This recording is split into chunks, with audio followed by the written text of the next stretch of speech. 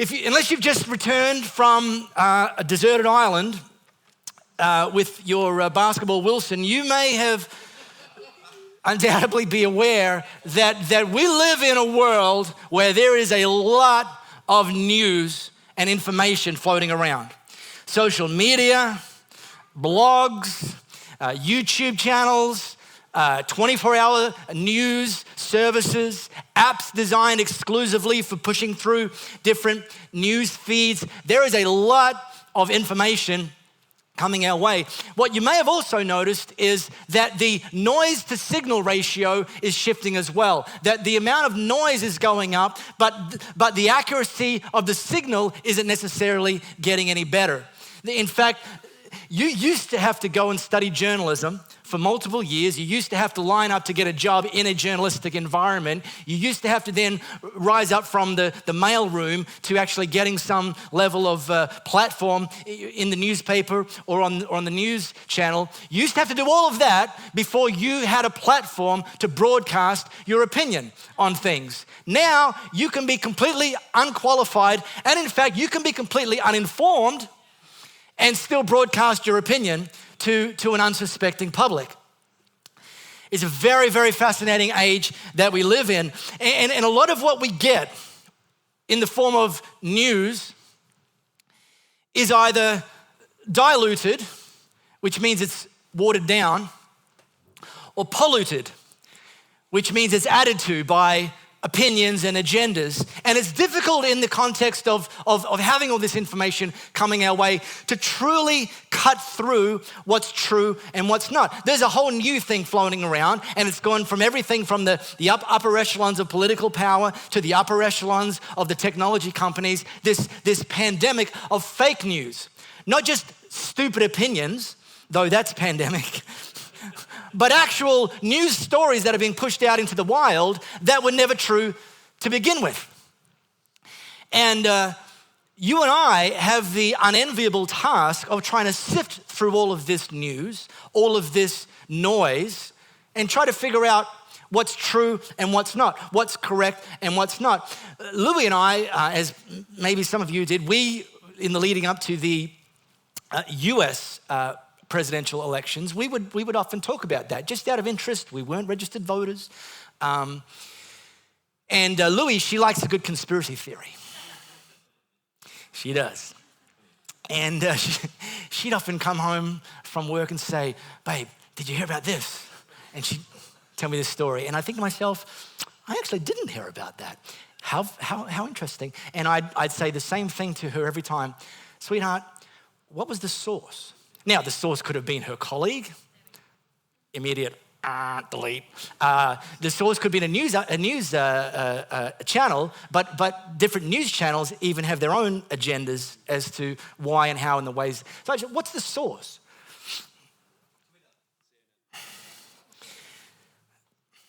That was Super Steve, and for the next 23 minutes, he's not super. Officially demoted from the platform. Hey, open your Elevate app if you've got it. If you haven't, you can quickly download it and tap the Bible tile, and it'll take you to a letter that Paul is who I call is the undisputed heavyweight champion of the early church. He wrote a series of letters to churches that he actually was instrumental in launching in the first place. And this will take you to his second letter to a church in a part of Greece called Corinth. And he was writing to them because there was actually some fake news going on about him. He'd been through some very challenging situations, experienced a lot of opposition, a lot of confrontation, a lot of very, very, very difficult circumstances. And whilst he was kind of experiencing all these troubles, some other preachers took the opportunity to start trying to throw some shade on Paul, to start trying to discredit him and spread some fake news about him. See, fake news is not new. It was happening in Paul's time. And while he was away, with this stuff going on and people spreading this fake news about him, which, by the way, is almost incomprehensible when you know his life story, is that he was on the correct side of the law at the time, and he gave that up to having met with Jesus, and he went to the incorrect side of the law, and purely and simply because the only thing he chose to do in his life from that point on was preach about Jesus, he faced opposition like never before. And that was his biggest crime, preaching about Jesus, launching churches, raising up leaders. And so he decided he was going to write a letter to them and correct some of the news stories. To say, guys, consider the source of your information, because where you get your information from really does matter. So I'm going to write to you, and we're going to set the record straight, because everything you've heard is not all true. And so here goes. So this second letter he writes, and this is early on, he writes this: "We do not want you to be uninformed, brothers and sisters, about the troubles we experienced in the province of Asia. We were under great pressure, far beyond our ability to endure, so that we despaired of life itself. Indeed, we felt we'd received the sentence of death. But this happened that we might not rely on ourselves, but on God, who raises the dead.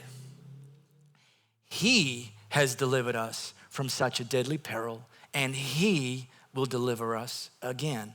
It's on him that we've set our hope that he will continue to deliver us." And all I want to do today is just unpack this a little bit.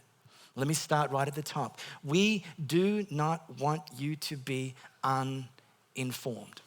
A couple of months ago, Denzel Washington on the red carpet, a particular event, was interviewed by a group of press, and they asked him, what do you think of the current state of the media? This is the media asking him. Okay, I admire the fact that they at least want someone to know, because, and he said, well, actually, if you read the newspapers, you're misinformed, and if you don't read the newspapers, you're uninformed. There's a dark side to both of those things. And so Paul's talking about these people and saying to them that I don't want you to be uninformed. What information you take on and where it comes from really does matter. Interestingly, though, in some other versions, this version is the New International Version, in some other versions, this word uninformed is replaced by the word ignorant. I don't want you to be ignorant. Another one, a version says, I don't want you to be in the dark. I don't want you to be uninformed. I don't want you to be ignorant. I don't want you to be in the dark. In other words, like Denzel said, being uninformed or misinformed both have troubling consequences. Think about this, by the way. Sometimes it's better to be uninformed than misinformed, because misinformed people think that they're running around with the truth and they're building a life on things that aren't true. At least uninformed people are just, you might as well stick them on a desert island. They're not going to hurt anybody. That's not true either, by the way. That's fake news. So Paul saying, we don't want you to be misinformed or uninformed. I want to tell you the truth. I want to set the record straight. This story's about me. Guess what? The story's about me. I was there. I'll give you the eyewitness account. In fact, not only the eyewitness account, I'll give you the first person account. So he writes, we were under great pressure. Anybody ever been under great pressure?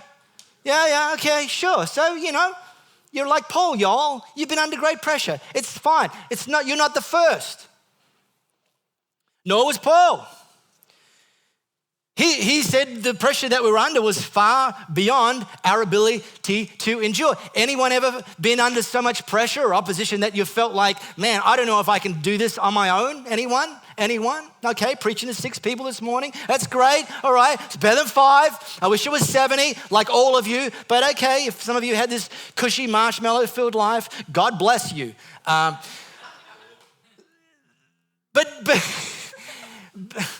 But his wasn't a lettuce and tomato version of pressure. He said that actually we had so much pressure, we despaired of life itself. Indeed, we thought we'd received the sentence of death. It's a lot of pressure. And so Paul, in that very concise description, was giving them insights to just the magnitude of the persecution that they'd faced, the enormity of the pressure they were under. This wasn't somebody that said something a little bit nasty about us over the coffee shop. This was like, we might not live through this kind of pressure. And I'll set this up, is that he said all this is kind of a spoiler. He said all this because he's about to tell them not just what happened, but about how they responded to what happens. Because here's the thing, there is situations in life that you do have and will have little or no control over. And yeah, for you control freaks, you hate that, but it's still true, whether you hate it or not. That there's gonna be things that happen to you that you didn't cause, you didn't vote for, you didn't apply for, you didn't open your front door and invite them in, but they're gonna come your way anyway. And they're not all gonna be great gifts dropped on your doorstep. And whilst we don't always have control over the things that come into our life or come at us in life, we always have control over how we respond. It's one of the things that distinguishes you and I from a Labrador.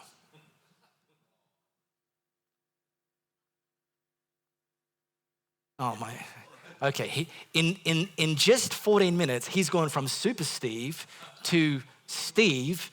He's now not very Super Steve. Formerly the official bike supplier to Elevate Church.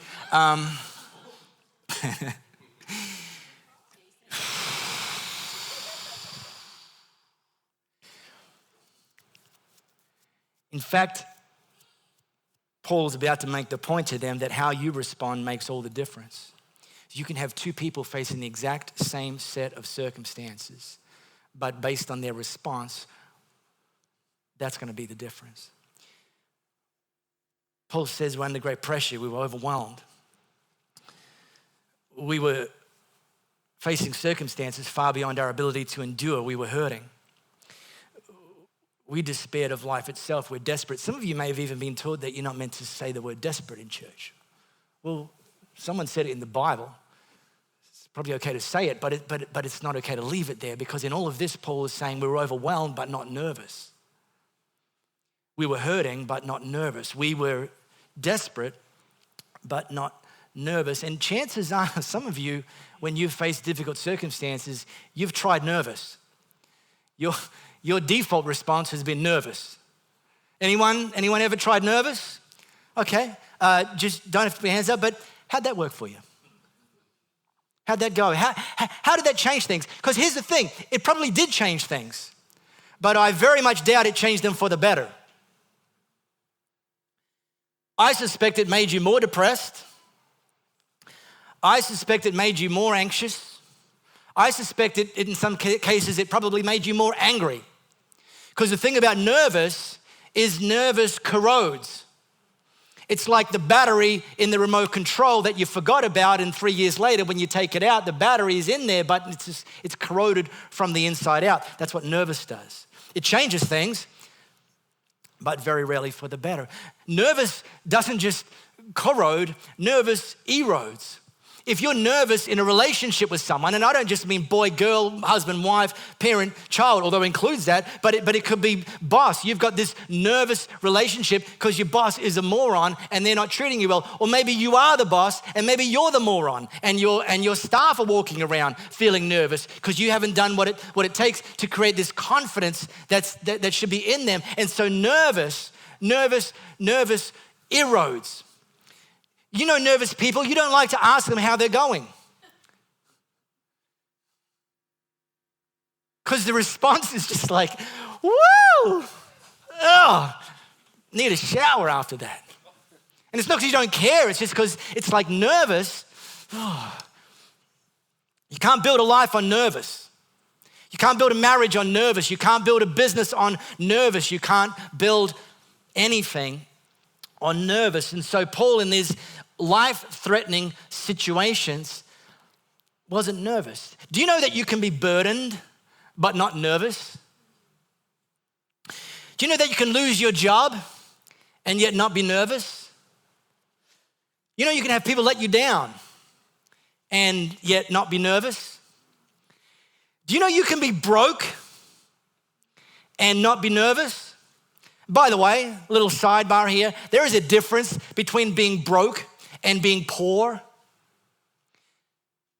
Being broke is a state of your wallet. Being poor is a state of your heart. Poor is a perspective. You can be broke and know that God's the source and he's gonna restore some things to you and he's gonna provide even when your back's against the wall. And that's actually why you can be broke and not nervous. Been there. Bill comes in.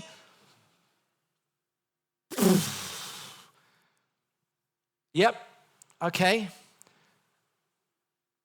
Don't currently have the money for that, but I'm not nervous. Really? Yep. People talking bad about me. Did you know that? Yeah, but I'm not nervous. Oh man, sucks that you lost your job. Oh man, that's terrible. It's okay, I know, but I'm not nervous. And then, that's easy. Like, by the way, that's the easy part. You just say that. Wow, but I'm not nervous. Religious cliches. I'm not nervous. And then they do this thing that makes that statement a little bit difficult. They ask you, how come you're not nervous? And all of a sudden, you've got to give them an answer. And you can throw out this, he'll deliver us again. Well, yeah, if that's all you throw out there, it sounds like a bit of a political campaign slogan. In fact, I'm thinking of using it as a political campaign slogan myself. I've got this hats done up, and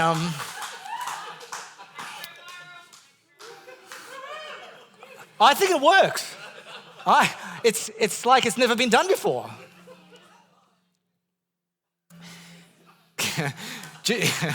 Just so you know, it was much easier to Photoshop my face onto that than when Barack Obama was the president. So we've had to wait 8 years. We've had to wait 8 years to use that gag. So anyway, thank you, Mercy. You saw that one coming. All right, let's get back to the Bible. Enough of this shilly-shallying.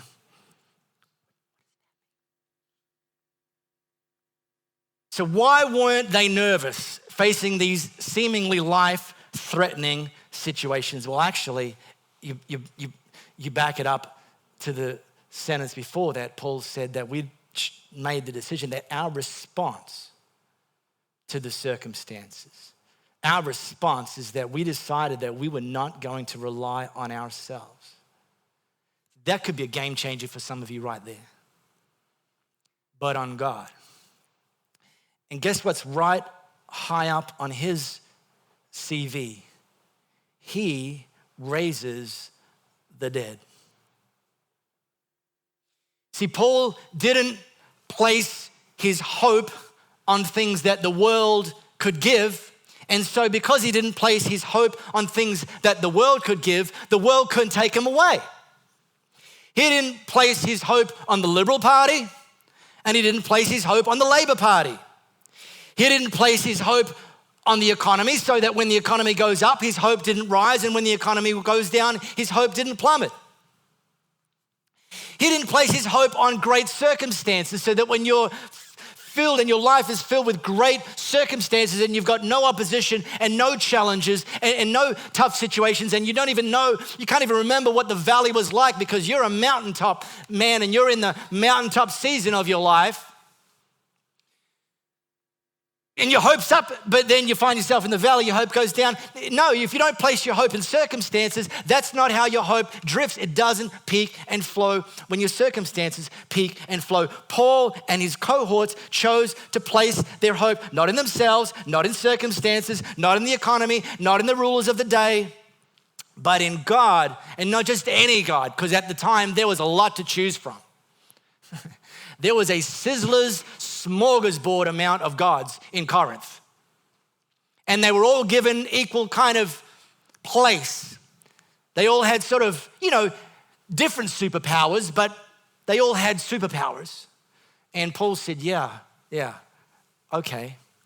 But we're placing our hope in the God whose superpower is raising the dead. It's a pretty smart response. Because if you and I get nervous about the same things that our friends who have not yet decided to follow Jesus get nervous about, then you've got to ask yourself the question, are you placing your hope in the same things that your friends who haven't yet decided to follow Jesus yet are placing their hope in? Or because you've decided to follow Jesus, you've reoriented your response to challenging circumstances that now you respond in all situations, good, bad, mountaintop, valley, by placing your hope in a God who raises from the dead. Are you just as nervous about the economy as your next door neighbor? Are you just as nervous about the doctor's report as the person in the waiting room next to you? Are you just as nervous about your child's future as your cousin who's not a follower of Jesus yet? How about the music team coming up? Just for the record though, still you're gonna need to do some furniture removing too. Just before we move on, I wanna make sure that you understand this. There is a difference between confidence and complacency, okay? When I'm talking about I know, but I'm not nervous, I'm not talking about there's no requirement of us to be active with our faith. Because hope, I taught this last week, hope is both a noun, it's something we have, and it's a verb, it's something we do. We have hope and we do hope. Paul wasn't saying about his circumstances, I know, but I don't care. That's ignorance, and nothing's gonna change if you're complacent about things. Louisa, my wife, she's started a job this year teaching primary school. She's got year 5s, and she's in a mixed socioeconomic area. And so she's facing some challenges, not just as a first year teacher, but just in some of the dynamics that she has in her classroom. She came home on Tuesday and kind of slumped in the couch. And she said, some of my boys, and she said, and I know they're boys, some of my boys in my classroom are bullying each other. And I just don't know what to do about it. I'm kind of at a loss as a teacher. She says, and I work all through the day to get these boys in there. I mean, Louisa goes into her classroom. The classroom opens at 8:20. She arrives at 7 a.m. And the first thing she does is she goes around and prays over every single desk, over every single seat. Before she even started the school year, she took in some of our extra virgin olive oil and she anointed each of those bloody wogs, each of those desks and tables and declared God's promises and God's, this is a public school. You can't tell her headmaster that she did all of this, right? She actually broke the law. Shh. But she didn't want to teach in her own strength, and she didn't just want those public school kids to be able to access the same power as the kids in the next classroom. And her headmaster, by the way, often comes through and she goes, boy, Louisa, I don't know what you've done in here, but this classroom feels so different to the other ones. And she's like, I can't explain it either. Hide the olive oil. They expected her to have olive oil. She's Italian.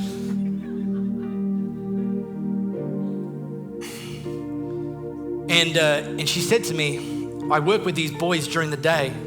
And by towards the end of the day, they're phenomenal. And then there's a couple of them that they go home and their parents just jank them up, just unravel all of the good work I've done. And then those couple of kids come back the next day and they are so unhinged that I've got to start the whole process over again. And she said, so I got to tell you, I'm more committed than ever, and we need to be more committed than ever to build into our Elevate kids here, that even regardless of what their home situation looks like, that they'll know that Jesus loves them, that they'll know their Bible, and they live the Bible pattern for their lives in every situation of life. And the same goes for Elevate Youth, and we've got to reach more of these kids. And see, the kids are bullying, I know, but I don't care. No, we really care. We care for their present and we care for their future. It's not about being disengaged. If you're sick, see a doctor. Trust that God uses doctors. He does. If you're wanting to get out of debt, do a budget. Trust that God actually uses the financial principles that He set in motion from the beginning of time. If your marriage is struggling, see a Christian counselor. If you're unemployed, guess what? Your new full-time job is looking for a full-time job, not watching Netflix and gaming, unless that's your job. Somehow you want to work for Netflix or Nintendo. You got to do your part, but not be nervous. And I said right at the beginning that I believed that this morning, just hearing where your hope comes from, that you can, even in the most challenging of circumstances, where you're facing despair, where you're facing things that you know you can't handle, that you'll learn this morning, you'll be reminded this morning. This will be breaking news for some of you this morning, that the best response that you can do in each and every circumstance is put your hope in the God who raises the dead. That nothing in your life has greater power over your life than death. And yet, God's even got that one covered. And so this morning, we're gonna, and by the way, I've tried as hard as I could in my head to avoid saying this, but a song that we sang earlier, we're gonna do it again. And it's called Do It Again. And we're gonna stand right now, please, on your feet, because this is gonna be a declaration for some of you, because you knew this coming in.